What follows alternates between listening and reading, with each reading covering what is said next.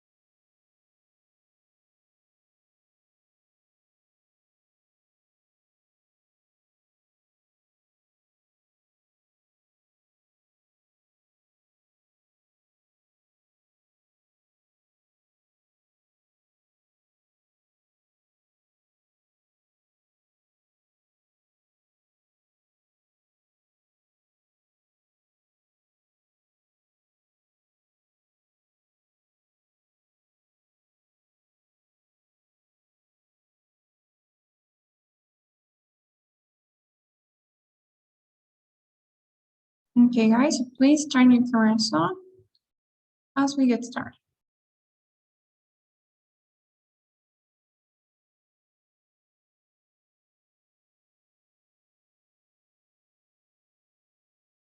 All right.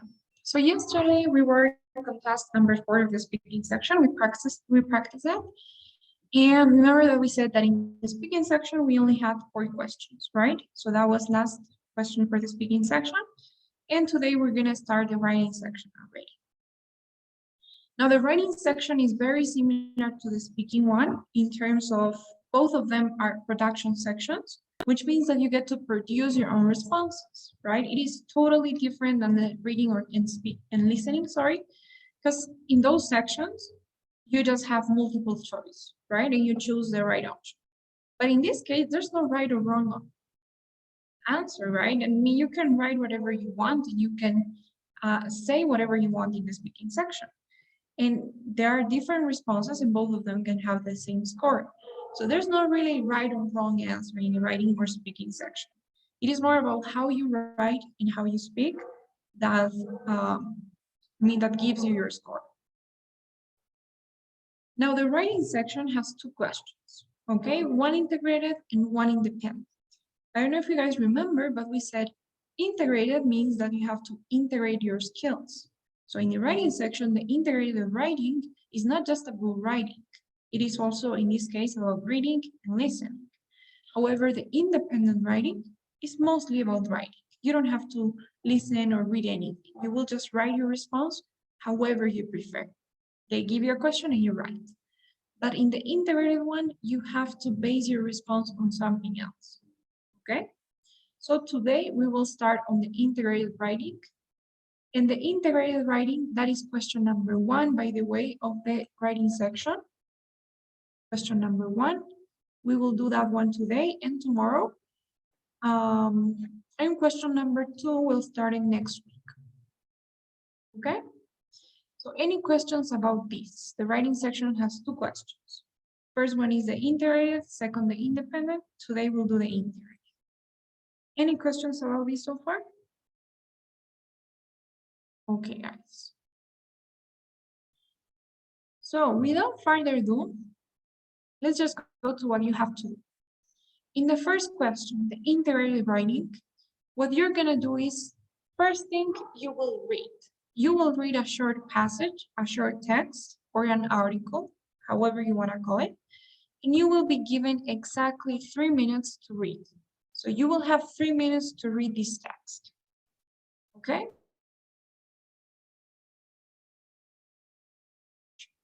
We said a lecture class, right? A college class.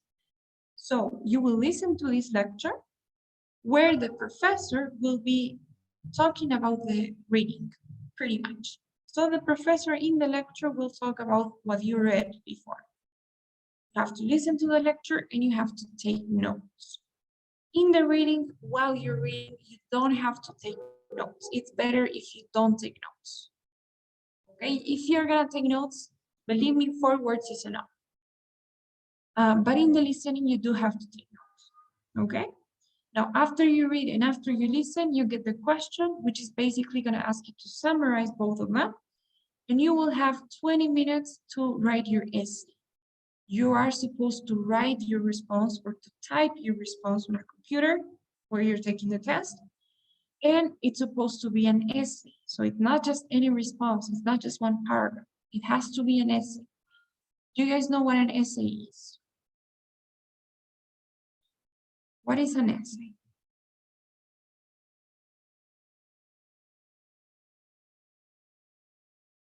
It can be a text that has a special structure. It has introduction and the body, I guess, and the conclusion.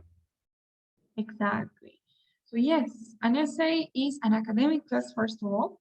So it's not a casual text, right? It's not like a letter to a friend that you write, which means that the words that you use, the structure that you use, has to be a little bit, or maybe a lot more formal than the speaking, okay? I always say the same. In the speaking section, it's fine if you use like some filler words, if you're not totally academic, if you don't use such fancy words, you're a little bit more relaxed. But here in the writing, you do have to be a little bit more firm. So in this essay, as you said, it's a specific type of text. It will have an introduction and it will have a body.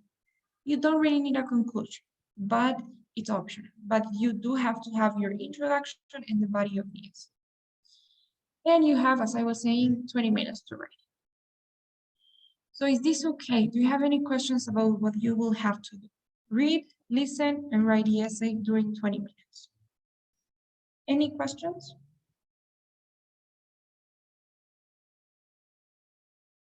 Okay. Now, unfortunately, the structure and the format of what you read and what you listen to is not always gonna be the same. You have 3 options though, which is not a lot. It's enough for us to practice. Okay? You have 3 different types of text that you can have. Now, before we go there, This is kind of how your screen will look like when you're taking the test. First thing, you will have the text fully on your screen. So you will just have the text and the timer counting down the 3 minutes that you have to read it. Okay? So you have the text, you have your 3 minutes to read, you read it. If you want, you take notes. Then the screen changes, it goes to the lecture. You just have an image there and you listen to the lecture, however long it takes. And finally, you have these, okay, that I have on my screen right now. So you get the question on top. The question is always the same. You don't even need to read it, always the same. Something that's missing here is the timer. You will get the timer here. Okay, so you're gonna get the timer counting down the 20 minutes that you have. And this is the most important part. As you can see, on the left, you have the text. The text that you had to read in the beginning will be there. It won't go away. So you will be able to read the text at the same time that you're typing your response. You have to type your response here on the right. This is your essay. And at the same time that you're typing, you can read the text. Okay, so you're gonna type your essay, reading the text on your left and with your notes, maybe on your right. Okay, your notes from the listening. So that's why I told you not to take notes in the reading. There's really no need. It will be there.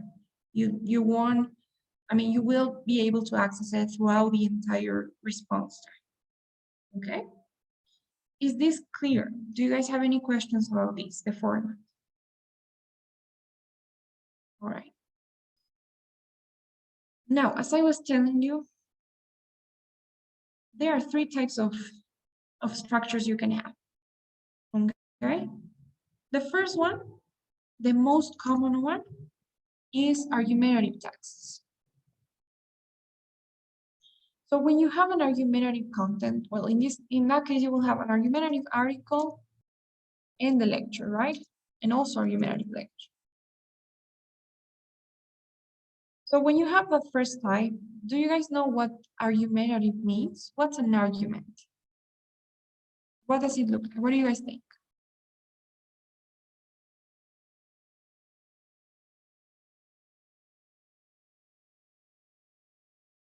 What do you think this means?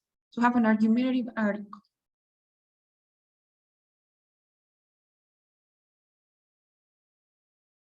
This is what you read, by the way, right? You read the article, you listen to the lecture. So when you have this structure, the article, that is the text or the reading, let's say, and that's easier to understand. The reading and the listening will be trying to convince, to prove a point or an opinion, let's say. Okay? So when you have this type of content, argumentative content, both the reading, so what you read and what you listen, the professor, both of them will try to convince you of something. So let's say the reading will say, I think that, no say, maybe let's say Barack Obama was the best president ever. All right, so the reading is trying to convince you that Barack Obama was the best president and would probably give you some reasons in the reading. And in the listening, you will have the opposite. And the professor will say, well, the reading is wrong. Barack Obama wasn't the best president ever for these reasons. So the listening will respond to the reading and object, all right? But everything will go around opinions. So this is gonna be the author's opinion, that means the writer's opinion, and the professor's opinion, okay? But everything has to do with opinions. Is that clear? Is that okay? We are gonna see an example of each, all right? Right now, we're gonna do this first one, and tomorrow, probably on next class too, we're gonna do other examples. But is this okay so far? Do you get an idea of how this works? Yes? All right, another type is just an informative thing. But I'm not gonna write down that. I mean, the easiest way to understand it, in the reading, you're gonna have 3 theories explaining something. And in the listening, you're gonna have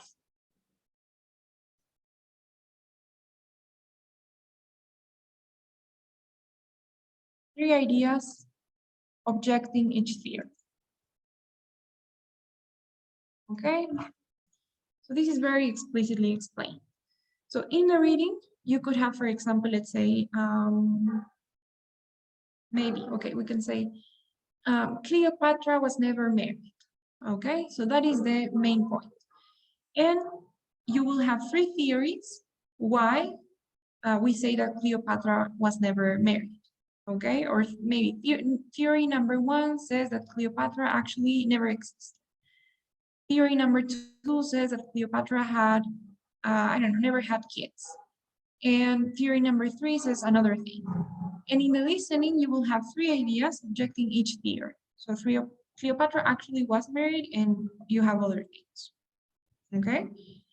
So that is another type. We will also see an example of this one so that you can understand better what I mean with that example. But so far, I'm just explaining as an overview. And option number 3 is basically 3 problems in the reading. And in the listening, you will have 3 solutions to those problems.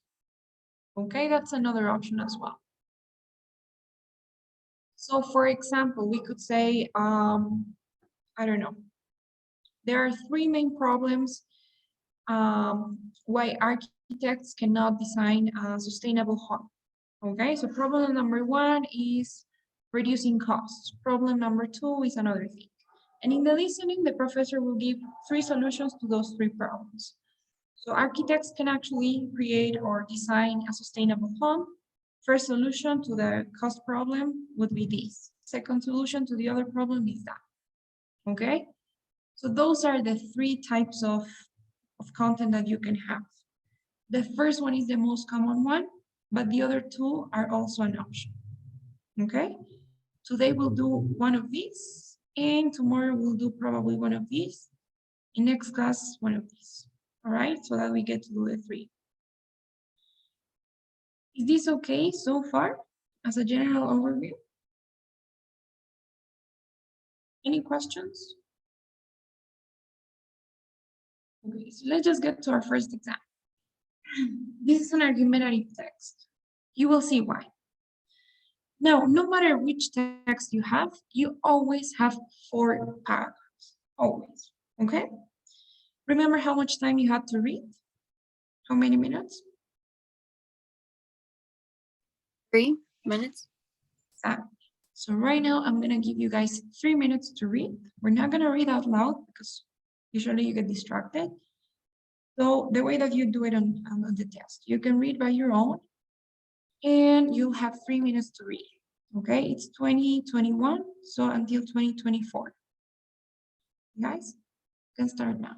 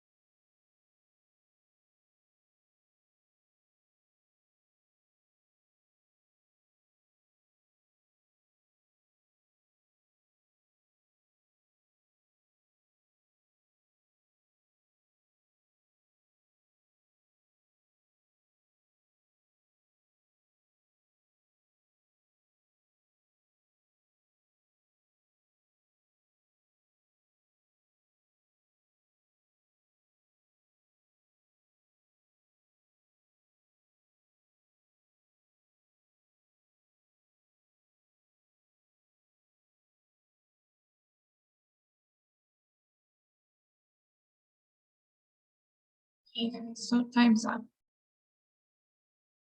Now, when we have argumentative texts, the content will always be the same in both the article and the lecture. Same thing as the other ones, okay? So it's pretty predictable. You know already what to expect. So as you can see, we said we have 4 paragraphs. The first paragraph is the introduction, all right? And the other paragraphs are the body of the article. This is gonna be body paragraph number 1, 2, and 3. Now, in the introduction, remember I told you, right? In an argumentative text, the author of the text is trying to convince the audience, convince the readers of his or her opinion. So the first thing, of course, that you have to do is identify what the author's opinion is, all right? But this opinion is going to be about the main topic. So in order to identify the opinion, you have to know what this is about. So what is this about? What is this text about? What is the topic of this text?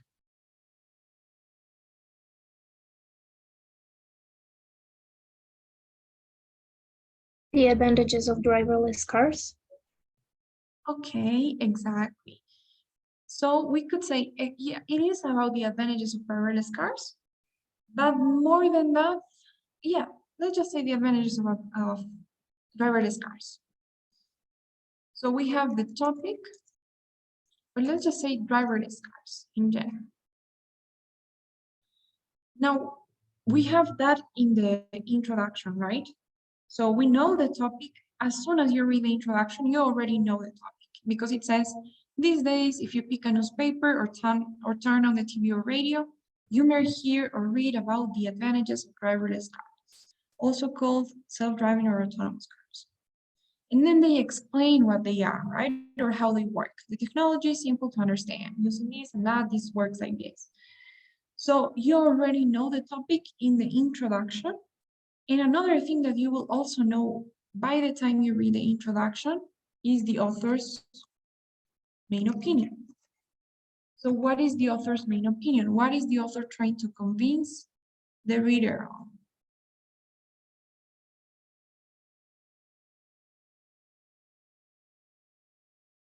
What is the author's main opinion?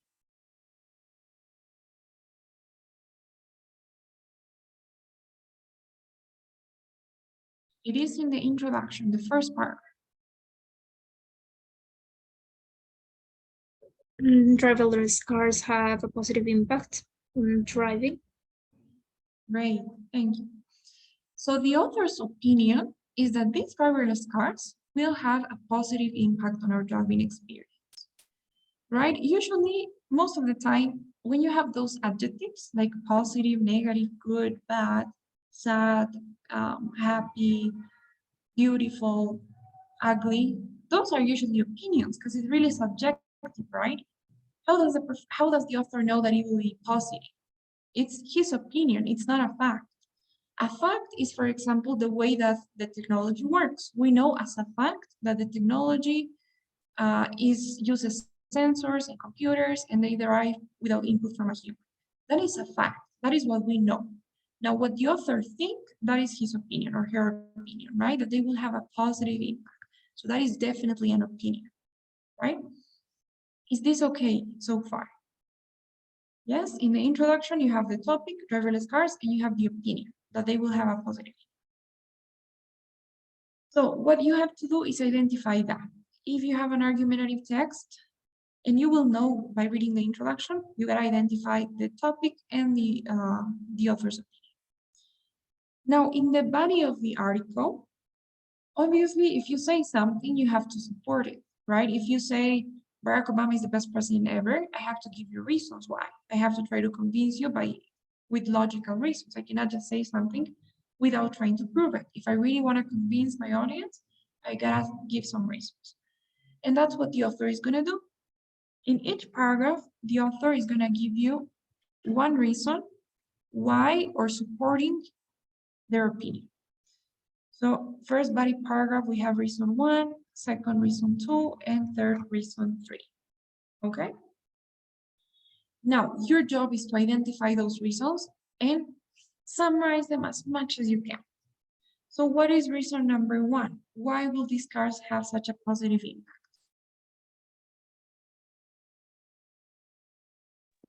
Because they are much safer. Exactly, perfect. So the reason itself, the way that we could summarize it, is that they are safer or they will be much safer. Right? That is that is the first main reason. So they are good, they will have a positive impact, they're convenient because they will be safer than normal cars, right? You have already read, I'm not gonna talk about the rest, but that is the most important part here. Now, what is the second reason? What do we have here?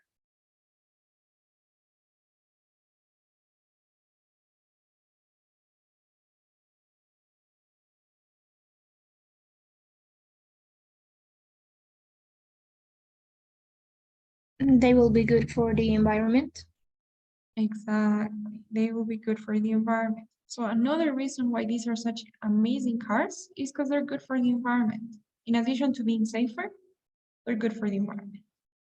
And then we have an explanation on how they work and why they're good for the environment and how they help and everything else. And what about reason number 3? What do we have here?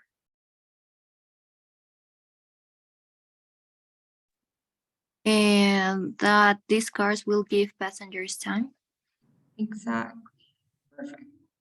So another great reason why these are such a positive thing is that they will give passengers time, right? So that they can use it however they want. So that's it. As you can see, you have 4 paragraphs. In the introduction, you have the topic and the main idea or the main opinion. And you have 3 reasons supporting that opinion, right? And after you read this, you should be very convinced that these cars will have a positive impact, right? Is this okay so far? Do you have any questions about this? So you don't have to take notes because this will be on your screen. But if you are gonna take notes and you feel that will help you, that's a good idea too. You know, if you have some extra time, I would write down driverless cars and maybe a thumbs up or a check, right? And then I will write down the words safer, environment, and time. That's it. That's everything you need to have. Okay? Any questions then before we move on? Okay. So after you read, you had to listen to a lecture, right? And in this lecture, the professor will be talking about this. Remember, I told you everything you have an argumentative text, the professor will object, will try to contradict, will try to convince you of the opposite side. So you already know what to expect. If here the author says that this will have a positive impact, what do you think the professor will say?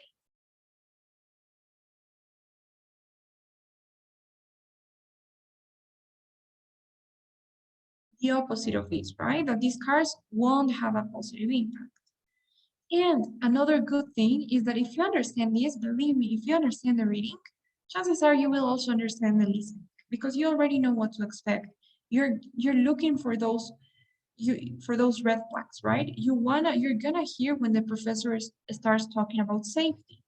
I don't know what the professor will say, but the professor will definitely object this point. So probably the professor will say that these cars are not actually safe. Same thing for the environment. I don't know what the professor will say, but the professor will totally talk about the environment. And same thing about this. The professor will, of course, go over the time point as well. So you already know what to expect. It's easier for you to follow the lecture. Okay? I'm gonna play the lecture and please take notes. Take notes on how the professor responds to these arguments, because we know that the professor's opinion is the exact opposite. So let's see. Hang on.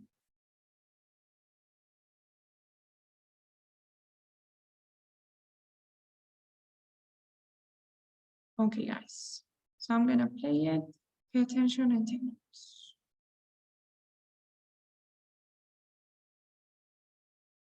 Part of a lecture on the same topic you just read about. A lot of people are very excited about driverless cars, but most of the media attention and praise ignores the problems of driverless cars. The author seems to believe that autonomous cars will cure all of our driving troubles, when nothing could be further from the truth. Take the idea that driverless cars will be safer. Remember, all computer software is designed by humans, so any type of automatic guidance system within driverless cars will be prone to error. For example, the driverless car mentioned by the author, the one that drove over 700,000 miles without an accident, actually hit another car just last month. It was all over the news because it makes everyone doubt just how safe driverless cars actually are. And what about the idea that driverless cars will reduce pollution? Well, some studies suggest that more people will begin to drive once driverless cars become available. Since people will no longer need a driver's license to get behind the wheel, age restrictions for both young and old will no longer matter. More people will be on the road, and it will increase the amount of cars. Pollution levels may actually increase with driverless cars, even if they drive in a more fuel-efficient manner. As for the extra time the driverless cars are supposed to give us, well, that may be such a benefit after all. You see, most people nowadays find driving relaxing. They enjoy driving their car while listening to music or talk radio. It's a welcome distraction from the usual routine. Once people start to use driverless cars, it becomes another space to do work or watch videos, which is how most people already spend most of their day. I'm afraid that this extra time in driverless cars will just be another way to work or waste time. Now, answer the question. Summarize the points made in the lecture, being sure to explain how they cast doubt on the specific points made in the reading passage. You have 20 minutes to write.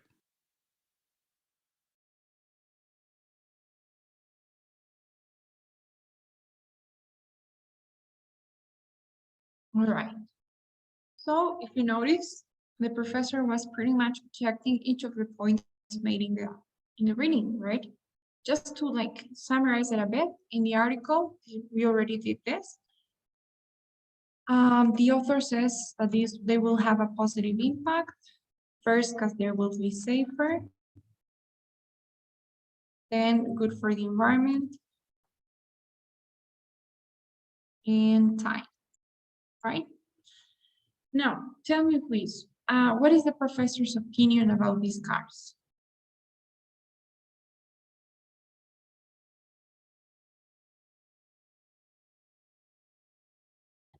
Do they have some problems?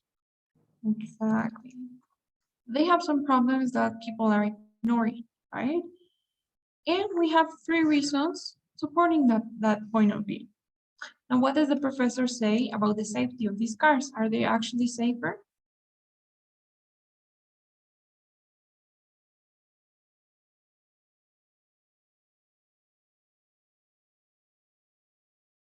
There was one car that hit another one, and it was all over the news.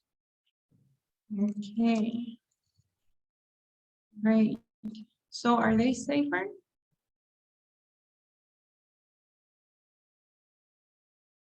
And this was the example, right? Anything else you guys want to add?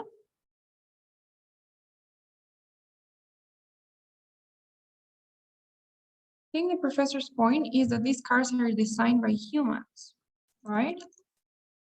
And so if humans can make mistakes, they could make a mistake while designing these cars. So they're also prone to error, which means at the end of the day, they're not really safe. They could also cause accidents. Now, what about the second reason? What does the professor think about the environment?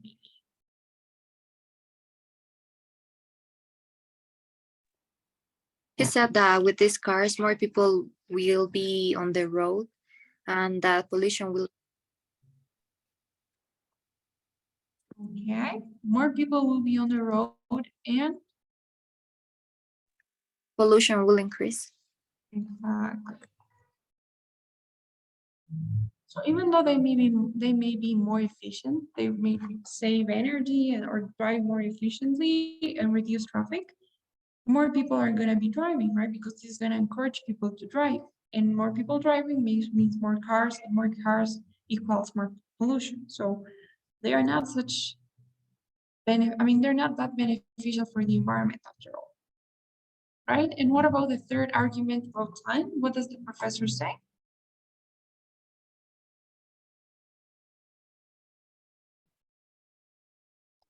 Driving was a relaxing activity to listen to music or listen to the radio for some people, but now with driverless cars, it would be another place to work and another place to waste time.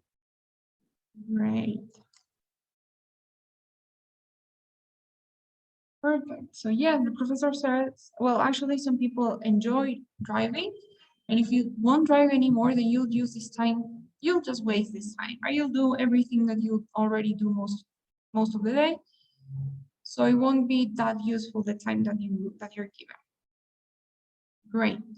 So as you can see, the professor and the writer, they contradict themselves. They have two completely different points of view, and each one has their own reasons, right?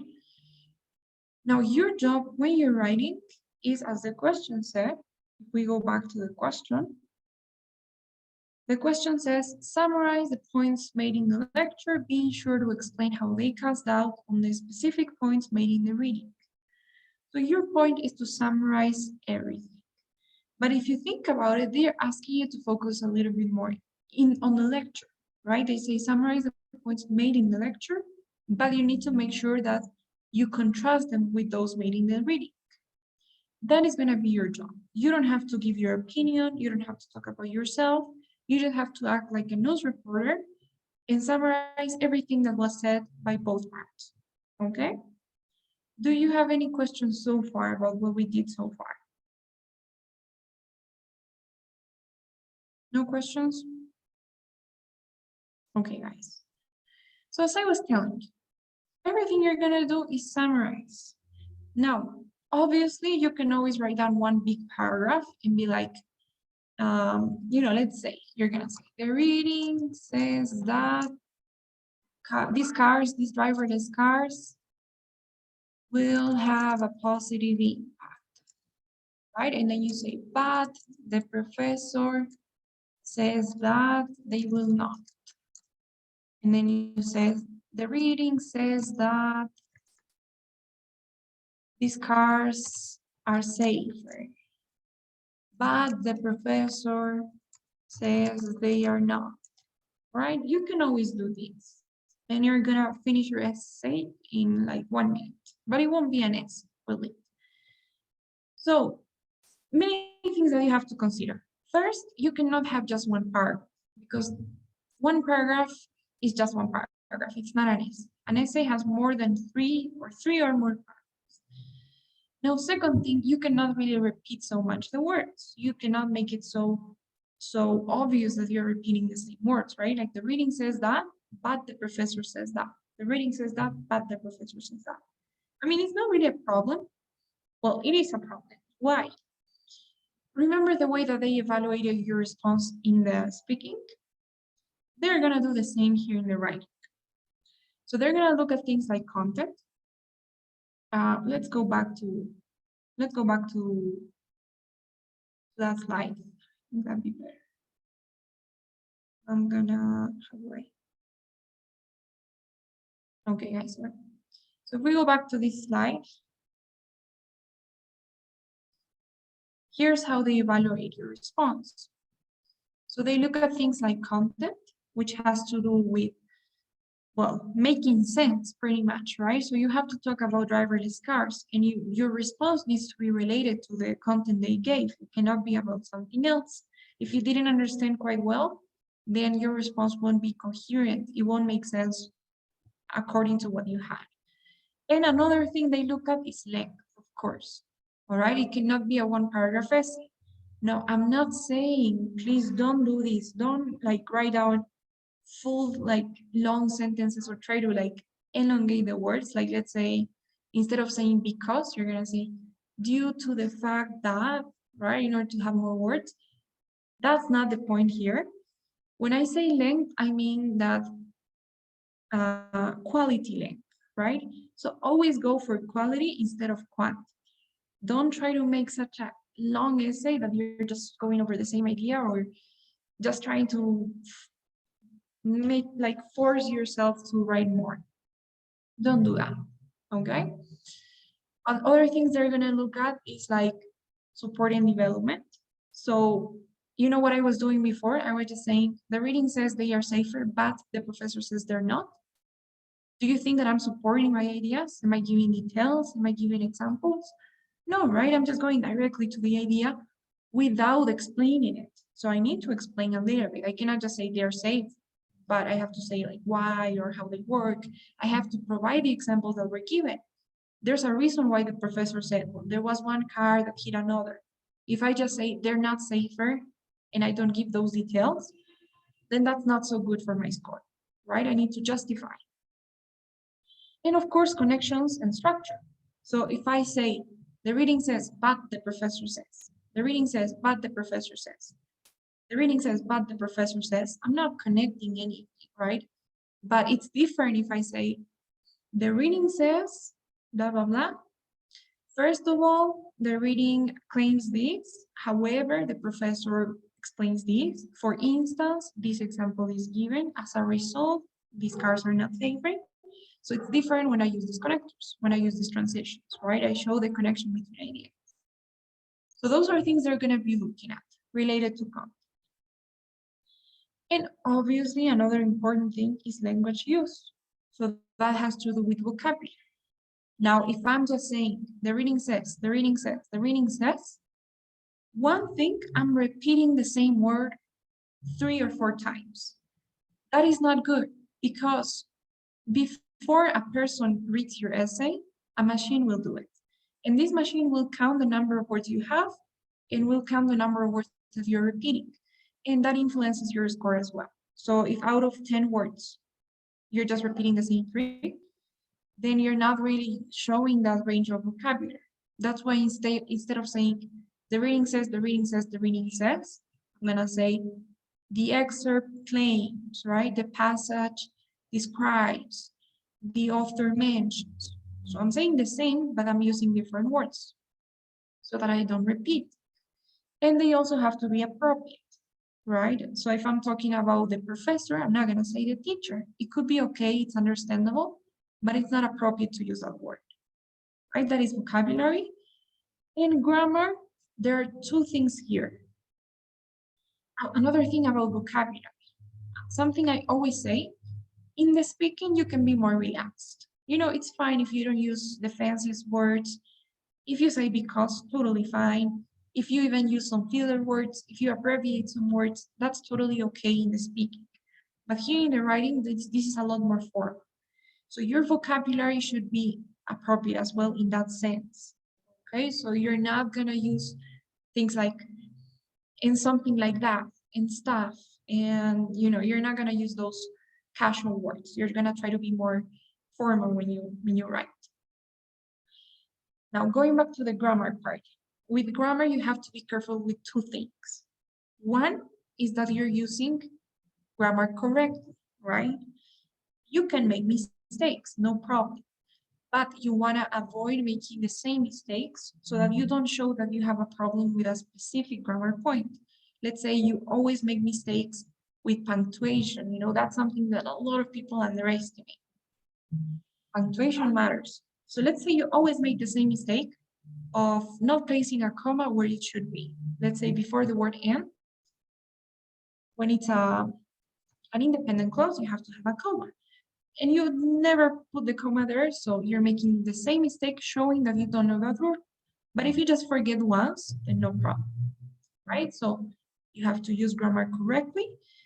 And another important thing here, now this is something that you're gonna achieve mostly in the independent writing, not in this one, okay? But in the independent writing, you will need this. And that is grammar variety, which means that you have to use different grammar structures. You don't have to just use simple sentences like, I like pizza, I go to the gym, my dad loves drinking water, right? So those are just simple sentences. But if I say, I like pizza, although my dad prefers to buy this, then that is a compound sentence. Then I can have another simple sentence, right? And say, I love going to the gym. Okay, but I need to show that grammar variety. I need to use different types of sentences. I need to have a conditional here and there. I need to have different tenses, like not only the simple present, but in the independent writing, you're gonna have to use other tenses as well. So that is what will get you a top score. Okay, these are the things that they're gonna be evaluated. Okay, guys? Is this okay? Do you have any questions about this? No questions, really? Nothing you would like to know?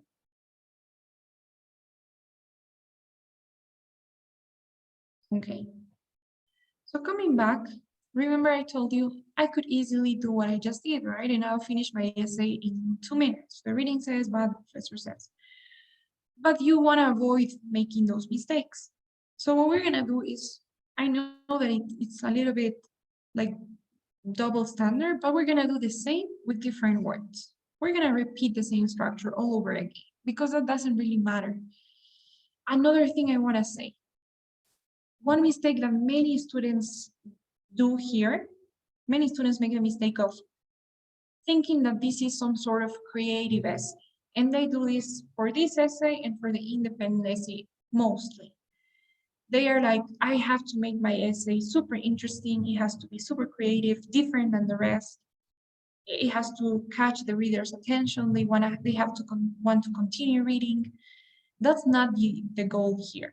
Okay, your goal is not to have a creative piece of writing because this isn't a creative piece of writing. It's totally fine if it's boring. All right, boring is fine in this essence because you're just trying to show that you can write in an academic context, that you can have good ideas, good sentences, good grammar, an essay. All right, you're not trying to show how creative you can be. So it's okay if it's boring. It's okay if you repeat the same structure. It's okay if in the independent writing your ideas aren't that fun. That's totally fine.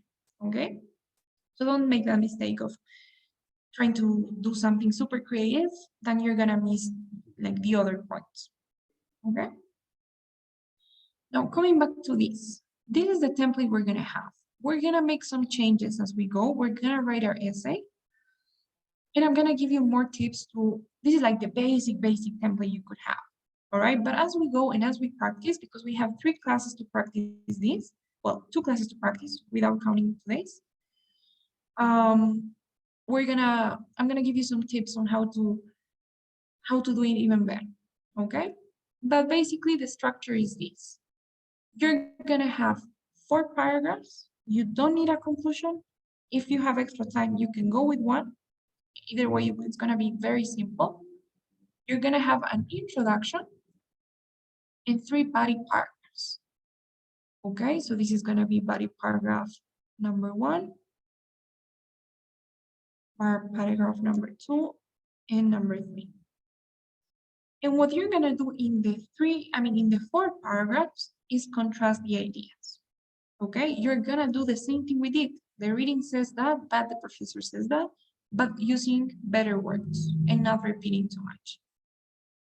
And you have to keep in mind that for the 3 body paragraphs, you need to have 1 sentence, only 1 sentence for the reading. And you need to have at least 2 sentences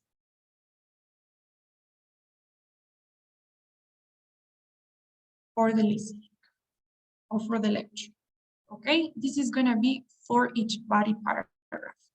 So for example, in the introduction, you're gonna be like, the reading extract claims, and here you have the opinion, right? Driverless cars will have a positive impact on today's society. However, the professor argues that there are some problems we're ignoring. Okay, that's gonna be your introduction. Now, going into the body paragraphs, you have to apply this rule. So you just have 1 sentence for the reading. It cannot be over 1 sentence, okay? The most important part is the listening. So your first sentence is gonna be, the article starts by stating that, and here you have to have reason number 1, right? Here I'm gonna be pretty direct and pretty straightforward. Autonomous cars will be safe. That's it. That's everything you actually need, all right? Where you have to explain yourself a lot more is gonna be in the listening. So you have to tell me, nevertheless, in the presentation or in the listening, it is noted that And this is where you can talk about the listening more. Okay, so you can tell me that it is noted that the software is designed by humans. As a result, humans could make mistakes, and these cars could be prone to error and cause accidents as well. Therefore, these cars wouldn't really be as safe as the reading suggests, right? Something like that. So I had 3 or 4 sentences there. So in the listening part, that's where you have to explain yourself more and include more details and include examples. Not in the reading, okay? The reading is just 1 sentence always. Is this okay so far? This is just an overview. Tomorrow we're actually gonna get to write the essay. But I just wanna give you some tips beforehand. Any questions so far? Yes.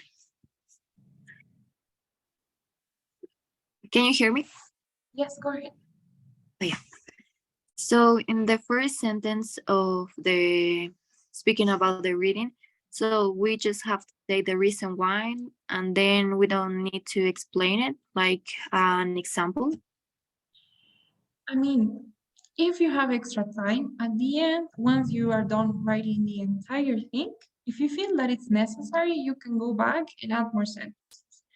But you don't need to, because if you remember, the question was focusing more on the listening, right? It was like summarize the points made in the listening, in the lecture, contrasting it with the points made in the reading.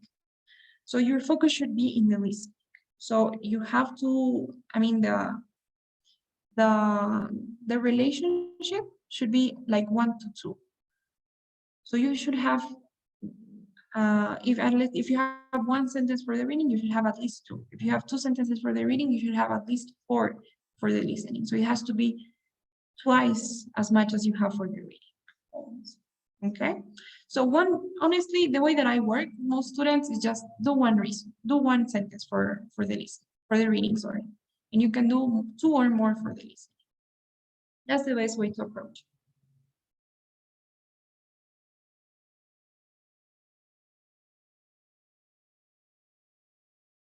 Any other question?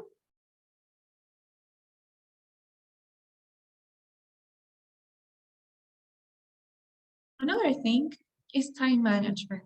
Okay, you have 20 minutes, and that seems like a lot right now.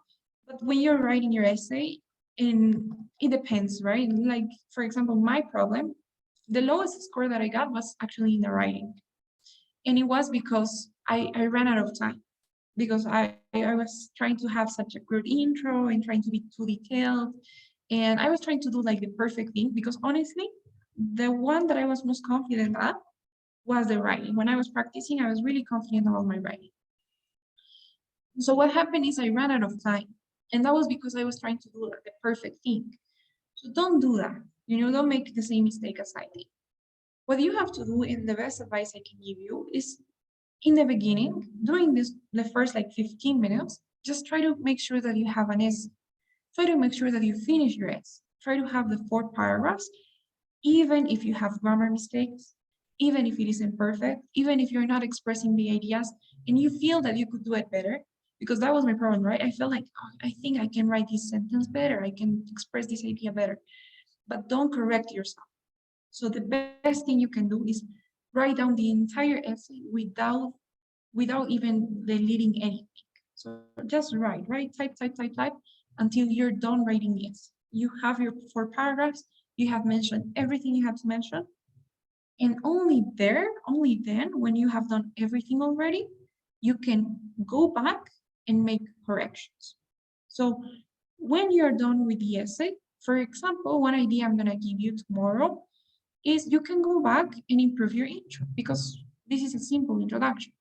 But one thing that would make this introduction better is to have 1 more sentence here where you give some context, right? Where you just talk about what driverless cars are without going directly to the opinion. So a great sentence in the beginning would be something like, both the reading or both the article and the lecture discuss driverless cars, which are autonomous cars that drive without the input from a human, right? That would be a really great sentence to have in the beginning, just to give some context. But is it necessary to have that sentence to have a good score? No, you don't need to have that sentence. Everything you need to do in the introduction to have a good score is just mention the opinions, the author's opinion and the listening's opinion. So it would be a waste of time if in order to have a perfect introduction, in the beginning you start writing that sentence. That's why I didn't include it here, right? But can you do it? Yes. Once you're done with the entire essay, once you're here and you feel everything's okay, you can go back to the introduction and add that sentence, right? To make it even better. But you don't need that sentence.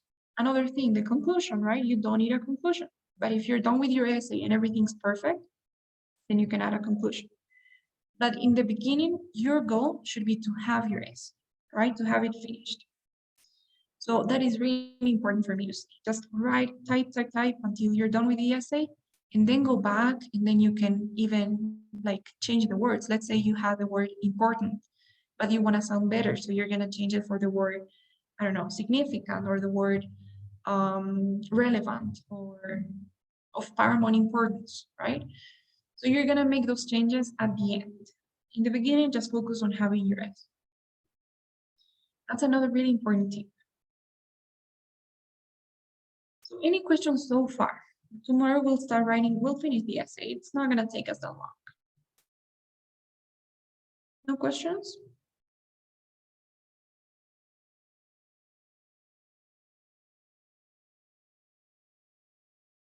Okay, guys. So then please, before you go, don't forget to fill out today's survey.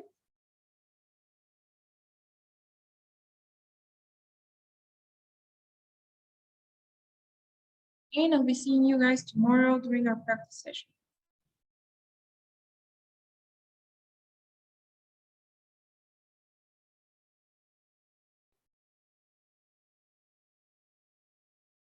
Okay, guys, thank you so much. See you tomorrow. Thank you. Bye. Bye.